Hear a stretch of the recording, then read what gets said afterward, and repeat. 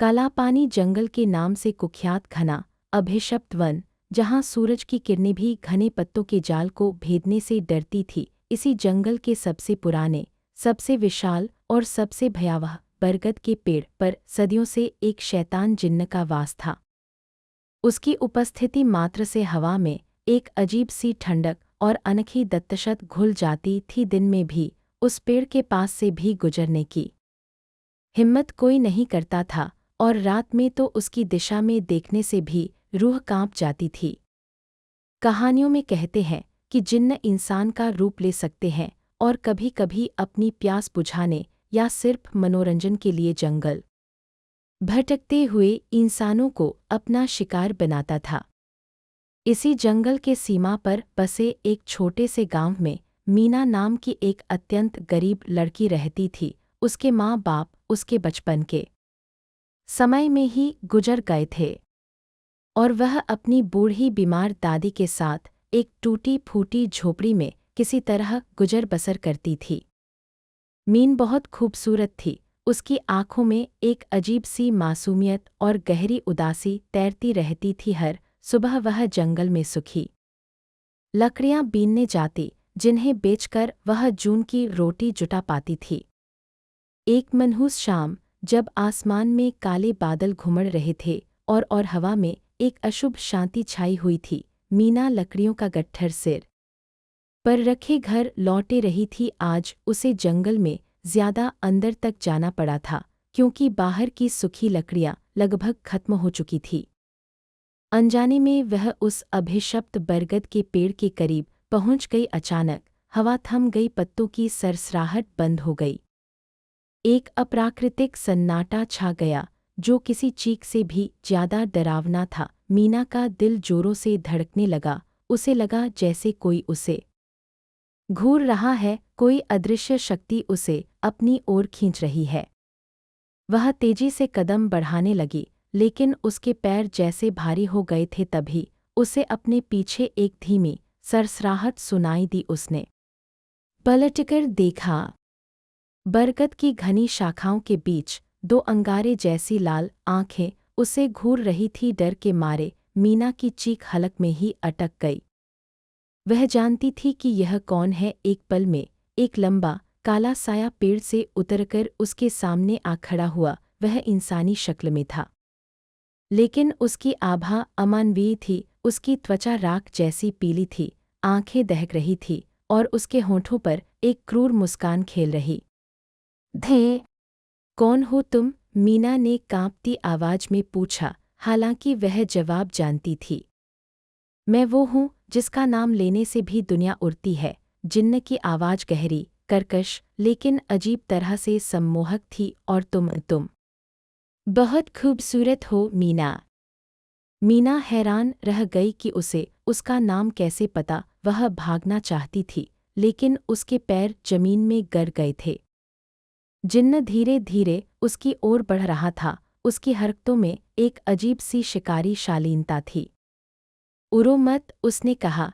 उसकी भयावह रूप में बिल्कुल मेल नहीं खाती थी। मैं तुम्हें नुकसान नहीं पहुंचाऊंगा। मीना को अपनी किस्मत पर यकीन नहीं हो रहा था। वह शैतान जिन्न के सामने खड़ी थी और वह उसे नुकसान न पहुंचाने की बात कर रहा था। मुझे घर जाना है, वह हकलाते हुए बोली। जिन्न मुस्कुराया था। बिल्कुल, मैं तुम्हें घर छोड़ देता हूँ। और फिर मीना के कुछ समझने या विरोध करने से पहले जिन्न उसके साथ चल पड़ा। वह चुपचाप उसके पीछे पीछे चल रहा था। उसकी परछाई मीना की छोटी सी परछाई को पूरी तरह निगलती हुई जंगल का हर जीव जंतु जैसे सहम गया था। हवा में सिर्फ उनके कदमों की आहट और मीना की तेज धड़कनों की आवाज थी। जब वे मीना की झोपड़ी पहुंचे तो बूढ़ी दादी दरवाजे पर ही उसकी राह देख रही थी। जिन्न को देखकर उनकी आंखें उर से फैल गई। वह कुछ बोलना चाहती थी, लेकिन आवाज जैसे हलक में फंस गई थी। जिन्न ने मीना की ओर देखा। मैं फिर आऊंगा, उसने कहा, और पलक झपकते ही हवा में विलीन हो गया, जैसे कभी था ही नहीं। उस रात मीना सो नहीं पाई। उसे बार बार जिन्न की दहकती आंखें और उसकी अजीब सी मुस्कान याद आ रही थी। उसे उर भी लग रहा था, लेकिन उसे एक अनजाना सा महसूस हो रहा था। अगले दिन से जिन्न रोज मीना से मिलने आने लगा। वह कभी इंसानी रूप में आता तो कभी बस एक साए की तरह उसकी झोंपड़ के आस-पास मंडराता। गांव वाले मीना के घर के आसपास भटकने से भी डरने लगे थे। मीना की झोपड़ी जैसे अभिशप्त हो गई थी। धीरे धीरे जिन्न मीना से बात करनी शुरू कर दी। वह उसे अपनी शक्तियों के किस्से सुनने लगा, दूर देशों की कहानियां सुनाता, ऐसी बातें जो मीना ने कभी अपने सपने में भी नहीं सोची थी। मीना जो हमेशा गरीबी और अकेलेपन में जीती थी, उसकी बातों में सम्मोहित होने लगी। जिन्न का भयावह रूप अब उसे उतना उरावना नहीं लगता था। उसे उसकी बातों में, उसकी आंखों में एक अजीब सा आकर्षण दिखने लगा था। जिन्न ने कभी मीना को छुआ नहीं, कभी उसे उड़ाया नहीं। वह बस आता और उससे बहुत सारी बातें करता और फिर वह चला जाता। उसकी उपस्थिति मीना के जीवन का हिस्सा बन चुकी थी। बूढ़ी दादी यह सब देखती और मन ही मन कुढ़ती रहती, लेकिन जिन्न के डर से कुछ कर नहीं पाती। एक चांदनी रात जब जिन्न आया तो वह कुछ ज्यादा ही गंभीर लग रहा था। मीना, उसने कहा, उसकी आवाज में एक अजीब सी कोमलता थी। मैं तुमसे कुछ कहना चाहता हूँ। मीना ने धड़कते दिल से उसकी ओर देखा। मुझे तुमसे प्यार हो गया है मीना, जिन्न ने कहा। सच्चा प्यार? मैंने आज तक किसी इंसान से मोहब्बत नहीं किया। मीना स्तब्ध रह गई। शैतान जिन्न, जिससे दुनिया खौफ खाती थी, उससे प्यार का इजहार कर रहा था। उसे समझ नहीं आ रहा था कि वह क्या कहे। पूर्णविराम। मैं जानता हूँ यह सब अजीब है, जिन्न ने कहा, लेकिन यह सच है कि मैं तुम्हारे बिना नहीं रह सकता। मैं तुम्हें दुनिया की हर खुशी देना चाहता हूँ। मैं तुम्हें इतना अमीर बना दूंगा कि तुम्हारी 7 पुश्तें राज करेंगी। मीना की आंखों में उम्मीद की एक किरण जगी। गरीबी ने उसे इतना तोड़ा था कि दौलत का ख्याल ही उसे सपने जैसा लगता था। अपनी बीमार दादी के लिए अच्छे इलाज के लिए सपना, पेट भर भोजन का सपना, एक आरामदायक जिंदगी का सपना। तुम सच कह रहे हो? उसने पूछा। उसकी आवाज में अविश्वास था। हाँ मीना, जिन्न ने उसकी आंखों में झांकते हुए कहा। मैं तुम्हें सोने चांदी से लाद दूंगा, तुम्हारे लिए महल बनवाऊंगा, दुनिया की हर नेमत तुम्हारे कदमों में होगी। मीना का दिल तेजी से धड़क रहा था। यह सब एक सपने जैसा था, लगे फिर उसे जिन्न की सच्ची याद आई। मगर तुम एक जिन्न हो? उसने कहा। हाँ, मैं जिन्न हूँ, उसने स्वीकार किया, लेकिन मेरा प्यार सच्चा है। फिर वह एक पल रुका और उसकी आंखों में एक गहरी स्याह चमक उभरी। मगर एक शर्त है। मीना का दिल डूब गया। क्या शर्त? तुम्हें मेरी पत्नी बनकर रहना होगा, जिन्न ने कहा। उसकी आवाज अब पहले जैसे सम्मोहक नहीं, बल्कि अधिकारपूर्ण और थोड़ी डरावनी लग रही थी। हमेशा के लिए तुम सिर्फ मेरी होगी और किसी की नहीं। मीना के पैरों तले जमीन खिसक गई। जिन्न की पत्नी हमेशा के लिए, यह ख्याल ही उसे कंपा गया। वह एक शैतान की पत्नी कैसे बन सकती है?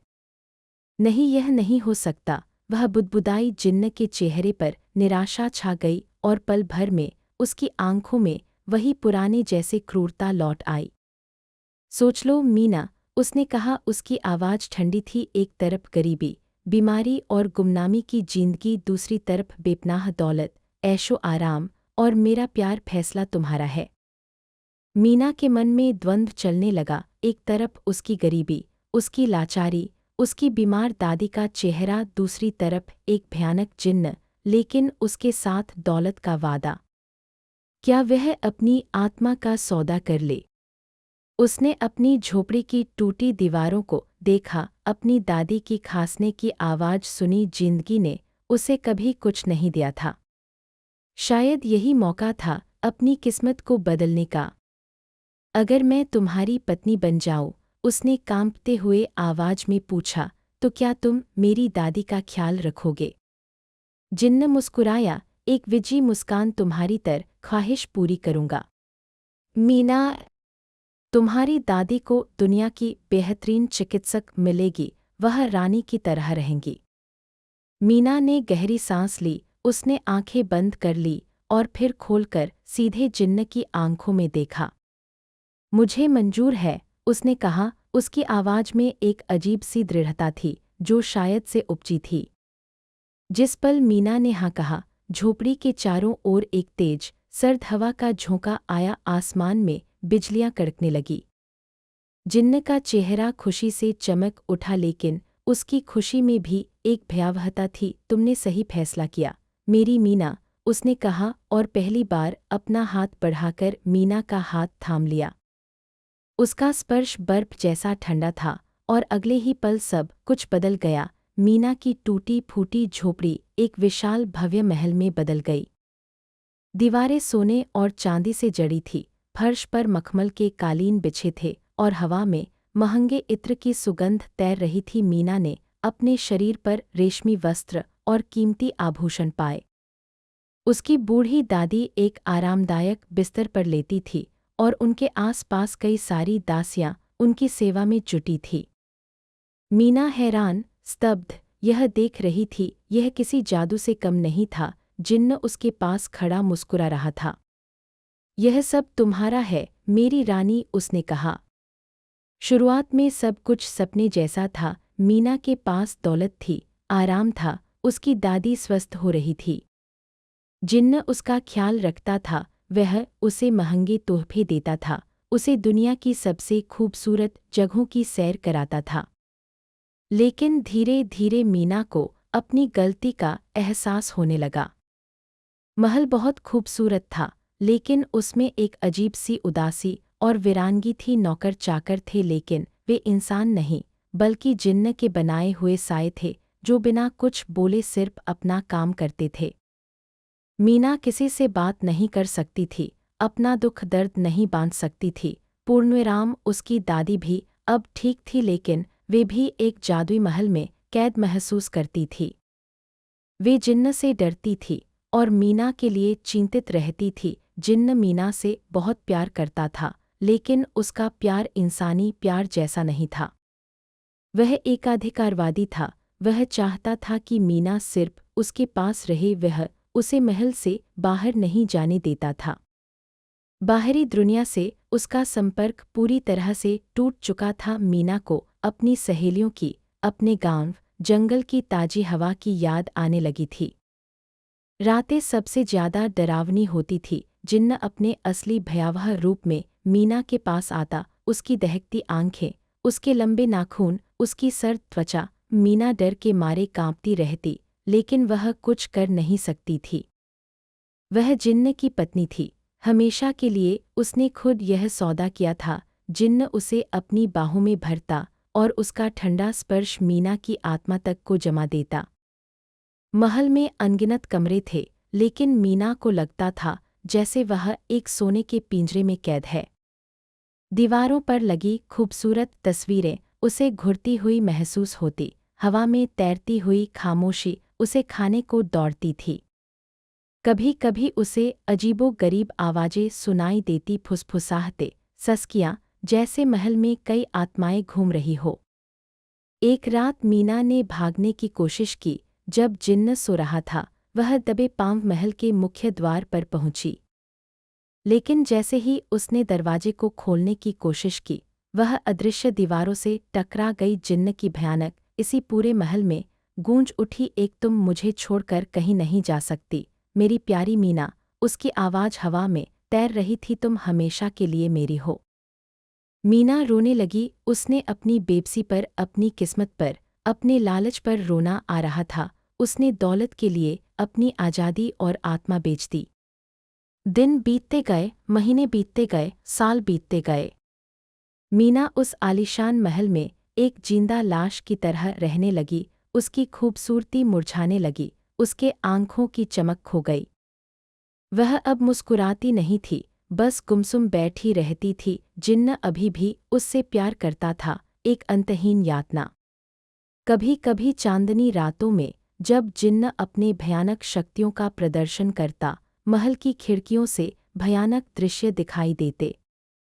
रूह नाचती थी, हवा में चीखें गूंजती थी। मीना यह सब देखती और उसका दिल दहल जाता। उसे एहसास होता कि उसने सिर्फ एक जिन्न से शादी नहीं की, बल्कि एक नरक हिस्से को अपना घर बना लिया है।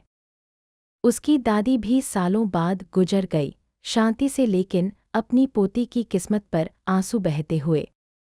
अब मीना उस महल में बिल्कुल अकेली रह गई थी, जिन्न और उसके भयानक सायों के साथ। कहते हैं आज भी काला पानी जंगल के पास से गुजरने वाले लोगों को कभी कभी रात के अंधेरे में एक आलीशान लेकिन वीरान महल की झलक दिख जाती है। और अगर कोई बहुत ध्यान से सुने तो उसे एक लड़की के रोने की आवाज़ सुनी देती है, एक ऐसी लड़की की आवाज़ जिसने दौलत के बदले आली आका मौकान शैतान को बेच दी थी, और जो अब हमेशा के लिए उस शैतान जिन्न की पत्नी बनकर एक अंतहीन भयावह रात में कैद थी। वह महल मीना का सोने का पिंजरा था और जिन्न उसकी अनचाहा शाश्वत साथी। उसकी कहानी एक चेतावनी बन गई थी कि हर चमकती चीज सोना नहीं होती, और कुछ सौदे इतने महंगे होते हैं कि उनकी कीमत चुकाते चुकाते जिंदगी भी कम पड़ जाती है। दोस्तों, कहानी अच्छी लगी हो तो चैनल को लाइक, शेयर और सब्सक्राइब करें।